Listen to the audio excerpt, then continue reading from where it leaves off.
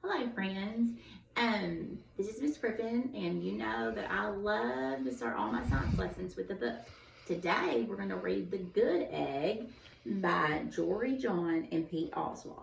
While I'm reading this book, I want you to think about how is she going to incorporate this into our science lesson today. The Good Egg. Some of you might have already read this book, but some of you already might have read The Bad Seed. The same people wrote The Bad Seed and The Good Egg.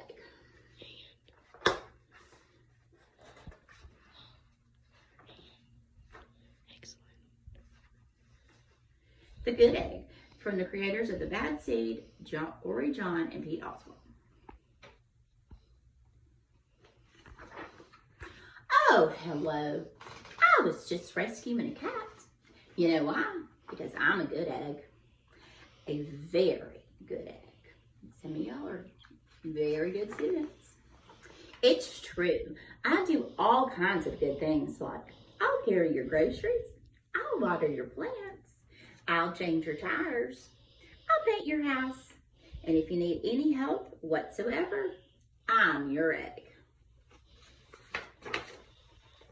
I've always been a good egg. I've been this way from the start, even in my earliest days, back at the store. There were a dozen of us living together under one recycled roof. How many's in a dozen? Let's count. 1, 2, 3, 4, 5, 6, 7, 8, 10, 11, 12. So 12 is in a dozen. There was Meg and Peg and Greg and Glegg and Shell and Shelly and Sheldon and Shelby and Egbert and Frank and other Frank. I like Frank because he got that red smile on him. The other 11 eggs weren't on their best behavior. They weren't exactly good. They ignored their bedtime. They only ate sugary cereal. They threw tantrums. They cried for no reason. They broke their stuff on purpose. And I know none of you would do any of those things. Meanwhile, I tried to take charge. I tried to fix their bad behavior. I tried to keep the peace because I was a good egg. A very good egg. Look at all the friends. They're hanging from the ceiling. He's painting a rainbow on the wall. Drawing. Nobody seemed to care though. Every night I was exhausted and my head felt scrambled. Then one fateful morning, I noticed some cracks in my shell. They were everywhere. Yikes. My doctor said it was from all the pressure I was putting on myself, the pressure of making sure everybody was as good as me.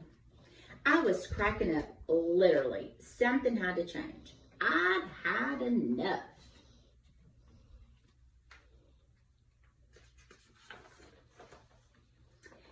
I told Meg and Peg and Greg and Glegg and Shell and Shelly and Sheldon and Shelby and Egbert and Frank and other Frank that I was leaving. I can't be the only good egg in a bad carton, I said. Blah, blah, blah, blah, blah, they replied. I left that night. I wandered from town to town. The hours became days. The days became weeks. I lost track of time. I was alone. Out there on the road under the stars, I really tried to focus on myself and what I needed.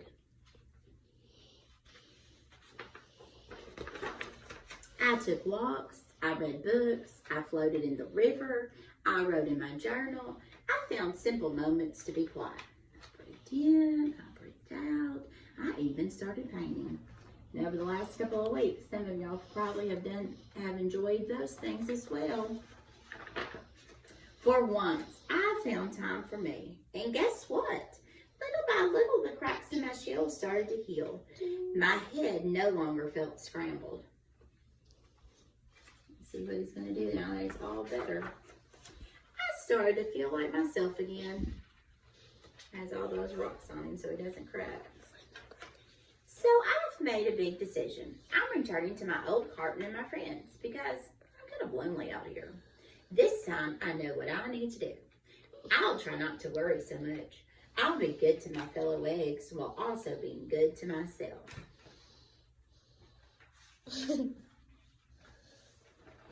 I like how like they're all on the spot and stuff. Here we go. Everybody missed me. I missed them too. Hello, Meg. Howdy, Meg. Hey, Greg. Greetings, Greg. What's up, Shell? Aloha, Shelly. Hey, Sheldon. Hi, Shelby. Good day, Egbert. What's happening, Frank? How do you do, other Frank? Welcome home. Sure, every once in a while, still somebody's a little bad, but it's not like before. Here's what I realized. The other eggs aren't perfect, and I don't have to be either.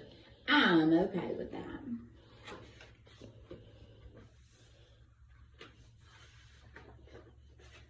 Yep, the old carton is back together. We're a solid dozen. It's good to be home. So I just want you to remember, try to be good and be a good friend, like our friend in our story. See you soon. Hello, friends. This science lesson is for grades 2 through 4, but anybody can really do it, but it's geared toward 2nd through 4th graders. I hope everybody enjoyed the book, The Good Egg. Remember, I asked you, how could Miss Griffin incorporate this book about eggs into our science lesson? Well, today we're going to do a little experiment called the Egg Drop Science Project. And our question that we're going to try to answer today is, will the egg land in the glass bowl after the plate is hit? So what we're going to do is we're going to make a little tower. I'm going to hit the plate, and I hope the egg lands in the bowl. So that is our question that we're going to have to answer, because every experiment has to have a question, and that was what our question is. The next step is the hypothesis. So you have 2 hypotheses that you can decide if that is what you want. Yes, you think it's going to land in the bowl, or no, it will not land in the bowl. So those are your 2 that you can choose from. So take a second and think about, if we hit the plate on our tower, is it going to land in the bowl? Now, while you're thinking, the next step is we need to get our materials ready. Our materials are, you can use a plastic egg. I've chose to use a plastic egg today because I didn't want to make a mess, and plus eggs are scarce at our house. So we got an egg. You also need a toilet paper roll or a paper towel roll. I've chosen the smaller one. A plate. I'm using a paper plate that has a little ridge on it. And a bowl.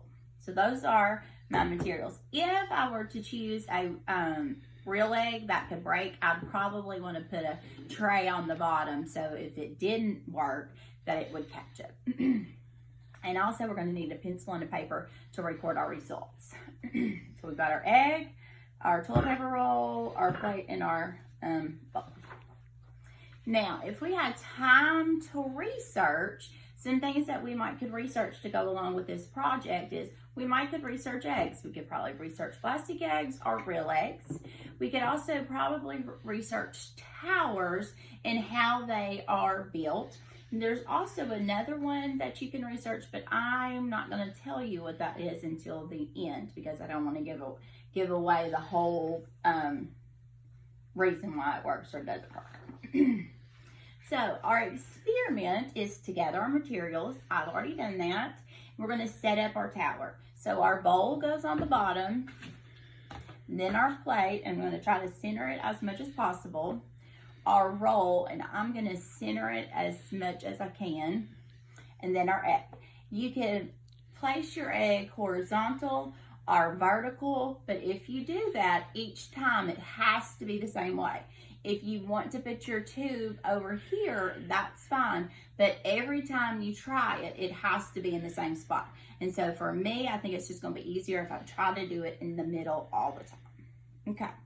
And then we're going to hit the plate, repeat step 3 several times, and then record our results. Remember, you can't just do it one time and say, oh, it works.